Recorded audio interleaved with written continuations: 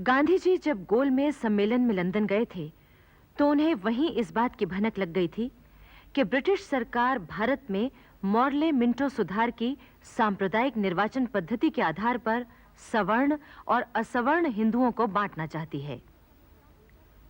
गांधी जी ने उसी समय यह घोषणा कर दी थी कि अगर हिंदुओं को इस तरह विखंडित करने की कोशिश की गई तो वो इसका विरोध करने में जान की बाजी लगा देंगे।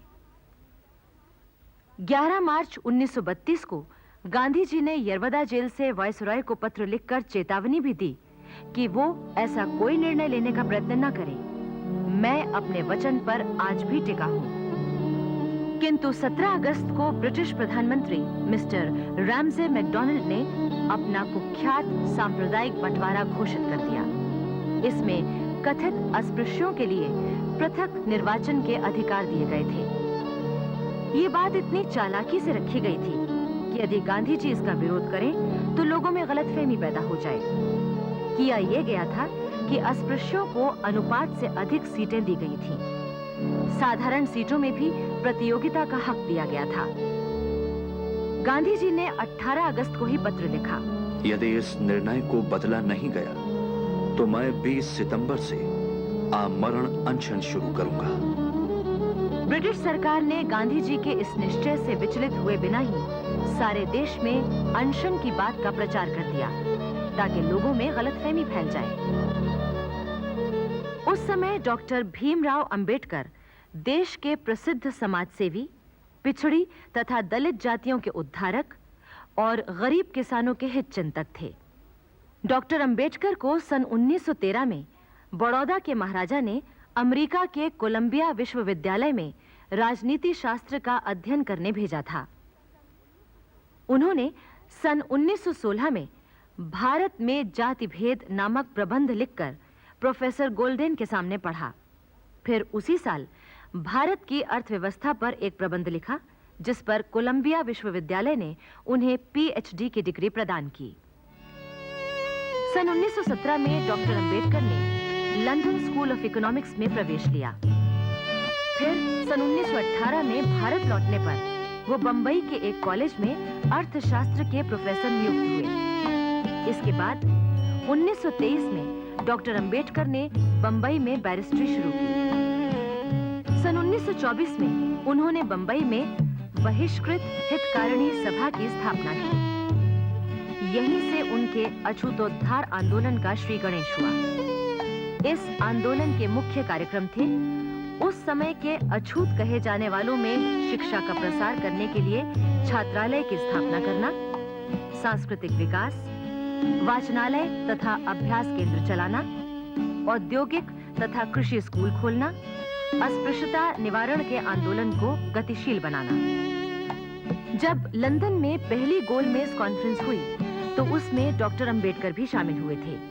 वहां उन्होंने भारत के दलित लोगों की ओर से कहा, हमारी जनसंख्या हिंदुस्तान की जनसंख्या का 5वां भाग है, लेकिन हमारे इन भाइयों की हालत गुलामों से भी बुरी है। डॉक्टर अंबेडकर ने दलितों के राजनीतिक संरक्षण के लिए एक ज्ञापन पेश किया जिसमें पृथक निर्वाचन संघ तथा सुरक्षित सीटों की मांग की गई थी। डॉक्टर अंबेडकर की यही मांग महात्मा गांधी से उनके मतभेदों का कारण बनी। 15 अगस्त 1931 को दोनों नेताओं के बीच इस विषय पर बातचीत भी हुई, पर परिणाम कुछ नहीं निकला। दूसरी गोलमेज कॉन्फ्रेंस में भी ये मतभेद बना रहा। तब ये सोचा गया कि ब्रिटिश प्रधानमंत्री जो उचित समझें अपना फैसला दें, और 17 अगस्त 1932 को ब्रिटिश प्रधानमंत्री ने अपना फैसला सुना दिया तो गांधी जी ने अनशन करने की घोषणा कर दी। 20 सितंबर से महात्मा गांधी ने यरवदा जेल में अपना आमरण अनशन शुरू कर दिया। इससे सारे देश में चिंता फैल गई।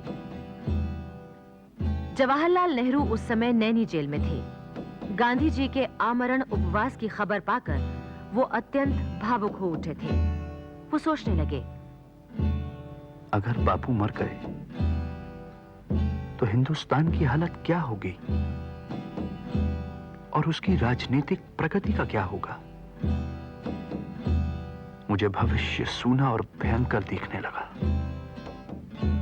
और जब मैं उस पर विचार करता था तो मेरे दिल में एक निराशा सी छा जाती थी।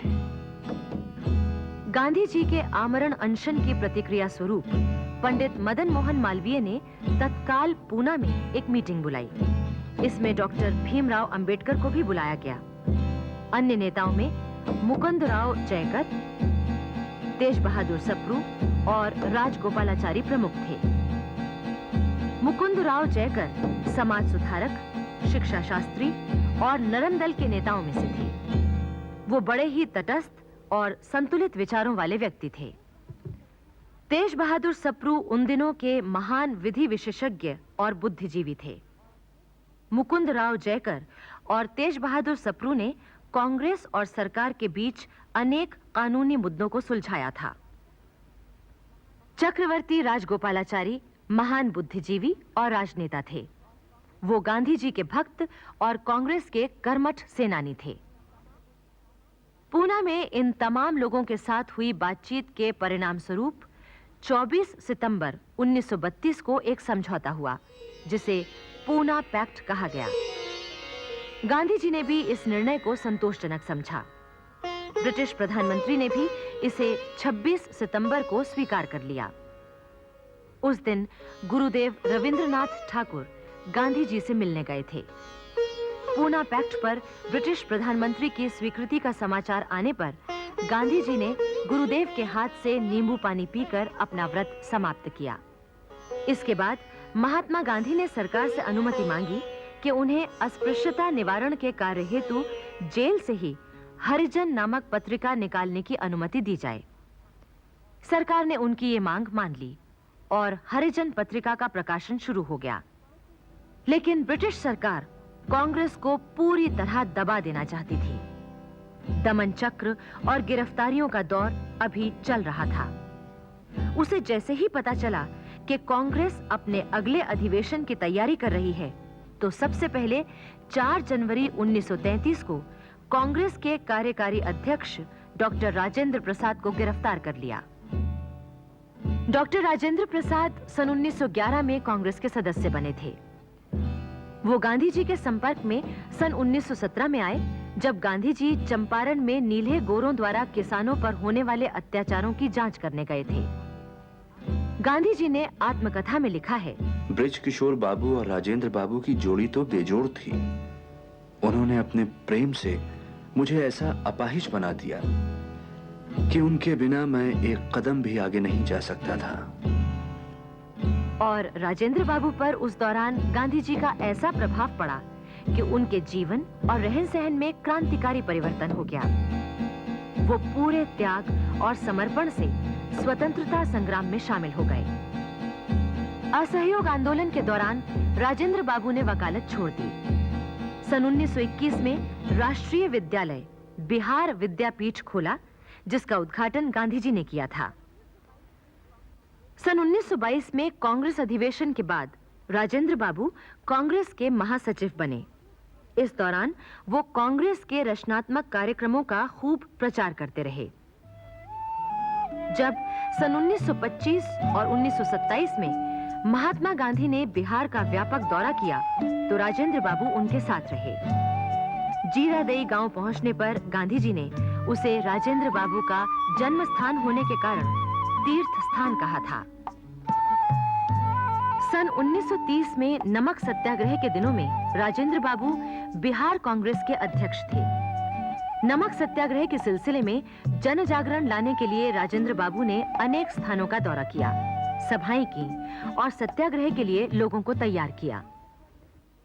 नमक सत्याग्रह की घोषणा होते ही बिहार के अनेक स्थानों में हजारों लोगों ने सत्याग्रह में भाग लिया और बदले में ब्रिटिश सरकार ने उन पर लाठियां और गोलियां बरसाने में कोई कसर नहीं उठा रखी।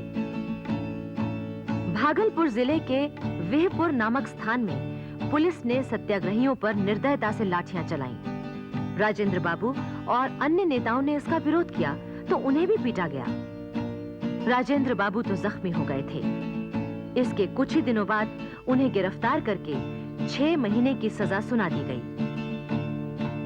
फिर सन 1932 में सत्याग्रह के दौरान राजेंद्र बाबू को गिरफ्तार किया गया। इस बार भी 6 महीने की सजा दी गई और उन्हें अभी जेल से छूटे 6 महीने हुए थे कि कांग्रेस का कार्यकारी अध्यक्ष होने के नाते एक बार फिर पकड़कर जेल में बंद कर दिया गया। लेकिन अप्रैल 1933 में कांग्रेस ने अपने निश्चय के अनुसार कलकत्ते में अधिवेशन की तैयारी शुरू कर दी। ये अधिवेशन चौरंगी और धर्मतल्ला के चौराहे पर आयोजित किया गया था, इसलिए इसे चौराहा अधिवेशन भी कहा गया। ब्रिटिश सरकार इस अधिवेशन को किसी भी कीमत पर नहीं होने देना चाहती थी। अधिवेशन के सभापति इस बार भी पंडित मदन मोहन मालवीय होने वाले थे। उन्हें आसनसोल में गिरफ्तार कर लिया गया। इतना ही नहीं, अधिवेशन में भाग लेने के लिए जो 2200 प्रतिनिधि देश के तमाम हिस्सों से आ रहे थे, उन्हें रेलों और बसों से जबरदस्ती उतारकर गिरफ्तार कर लिया गया। फिर भी करीब आधे प्रतिनिधि अधिवेशन में पहुंच गए और श्रीमती सेनगुप्ता के सभापतित्व में अधिवेशन शुरू हो गया। ठीक इसी समय पुलिस ने प्रतिनिधियों पर आक्रमण कर दिया और भीषण लाठीचार्ज हुआ, किंतु लाठियों की मार सहते हुए भी कांग्रेस के शांत प्रतिनिधि उस समय तक बैठे रहे जब तक कि सारे प्रस्ताव पास नहीं हो गए। ये प्रस्ताव थे: सत्याग्रह आंदोलन को मजबूत बनाया जाए, विदेशी वस्त्रों के बॉयकॉट की अपील देशवासियों से की गई थी, गांधी जी को अनशन की सफलता के लिए बधाई दी गई थी और स्वराज्य के लिए कराची अधिवेशन में स्वीकृत प्रस्ताव के प्रति आस्था प्रकट की गई थी। पुलिस के दमन ने अधिवेशन में काफी गड़बड़ी फैला दी। तमाम प्रतिनिधियों और श्रीमती सेनगुप्ता को गिरफ्तार करके जेल भेज दिया गया। इतिहासकार लिखते हैं कि कांग्रेस का ये चौराहा अधिवेशन गिरफ्तारियों के लिए सदा याद किया जाएगा, क्योंकि ब्रिटिश सरकार ने भारत में आतंक फैलाने की पूरी कोशिश की और चाहा कि कांग्रेस छिन्न भिन्न हो जाए। 8 मई 1933 को गांधी जी ने आत्मशुद्धि और प्रायश्चित करने के लिए 21 दिन का उपवास शुरू किया। तब ब्रिटिश सरकार ने उन्हें ये कहकर जेल से छोड़ दिया कि उनका उपवास अस्पृश्यता निवारण के लिए है। जेल से छूटकर गांधी जी ने तुरंत एक वक्तव्य जारी किया कि सविनय अवज्ञा आंदोलन अस्थायी रूप से बंद कर दिया जाए। इस पर देश भर में लोगों ने गांधी जी के इस निर्णय पर असंतोष जाहिर किया। क्रांति दल के नेता और कांग्रेसी नेता दोनों ही गांधी जी के इस फैसले पर नाराज हुए। उस समय वल्लभ भाई पटेल के बड़े भाई विट्ठल भाई पटेल आंदोलन स्थगित करने के विरोध में एक संयुक्त वक्तव्य जारी करके कहा था, गांधी जी ने तो सत्याग्रह स्थगित कर दिया।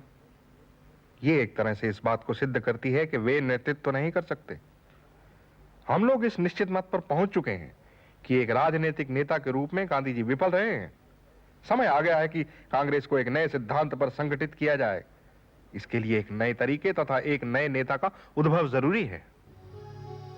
गांधी जी ने सरकार से यह भी कहा, वे इस आंदोलन को स्थगित कर सकते हैं, किंतु शर्त यह है कि राजेंद्र प्रसाद, वल्लभ भाई पटेल, जवाहरलाल नेहरू, मदन मोहन मालवीय, खान अब्दुल गफ्फार खान आदि प्रमुख नेताओं को छोड़ दिया जाए।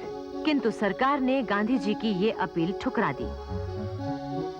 धीरे धीरे सविनय अवज्ञा आंदोलन एक तरह से समाप्त हो गया। उस समय कांग्रेस के अध्यक्ष पद पर MS अणे काम कर रहे थे। उन्होंने पूना में प्रमुख नेताओं का एक सम्मेलन बुलाया और यह तय हुआ कि सार्वजनिक रूप से सत्याग्रह न किया जाए। हाँ, गांधी जी ने यह अनुमति दे दी है कि यदि कोई चाहे तो व्यक्तिगत सत्याग्रह कर सकता है। इधर गांधी जी ने फिर लॉर्ड विलिंगडन से बातचीत करने का प्रयत्न किया, पर लॉर्ड विलिंगडन इसके लिए तैयार नहीं हुए। तब गांधी जी ने व्यक्तिगत सत्याग्रह 1 अगस्त से शुरू करने की घोषणा कर दी। उन्होंने साबरमती आश्रम भंग कर दिया और आश्रम वासियों से कहा, आप सब कुछ होम करके व्यक्तिगत सत्याग्रह के लिए तैयार हो जाएं। किंतु सत्याग्रह शुरू होने के पहले ही यानी 31 जुलाई की रात गांधी जी और उनके 34 आश्रमवासियों को गिरफ्तार कर लिया गया।